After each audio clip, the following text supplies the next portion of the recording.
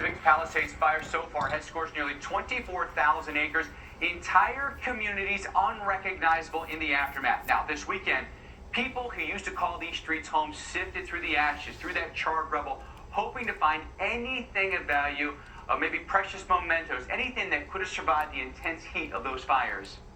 Here's what else we know right now.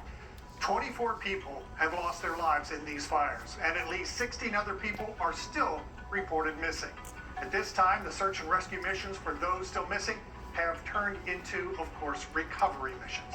The Eden Fire and the Palisades Fire combined have destroyed more than 12,000 structures, becoming two of the most destructive fire in state history.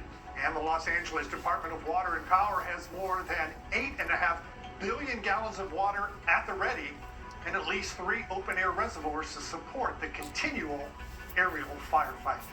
And we continue to see more stunning aftermath scenes from last week's deadly wildfires. Senior national correspondent Justin Michaels is in Los Angeles, and he has the latest. As ash continues to rain down from the Palisades fire, still mostly uncontained, though the containment number is going up slowly, this is still a fire that is out of control.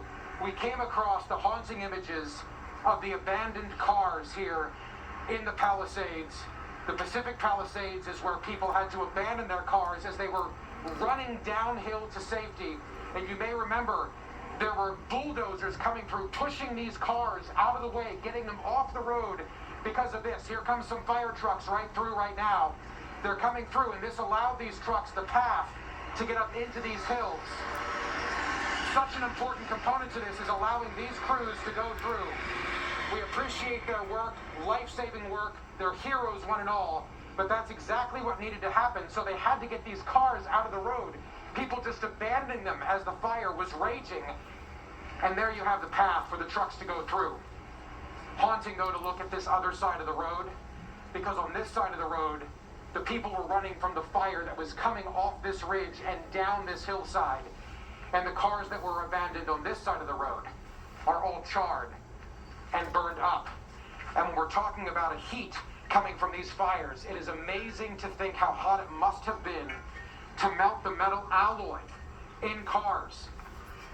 You can see puddles of it all through, melting out of these cars. So imagine the thousands of degrees it must have been to melt metal alloy like this, turning it to molten liquid and running downhill. The Palisades fire continues to burn. People are still concerned about their homes. Other communities are still being threatened by this one fire. As though containment levels are going up slowly, the fire still continues to burn out of control. In Pacific Palisades, California, I'm Justin Michaels, the Weather Channel.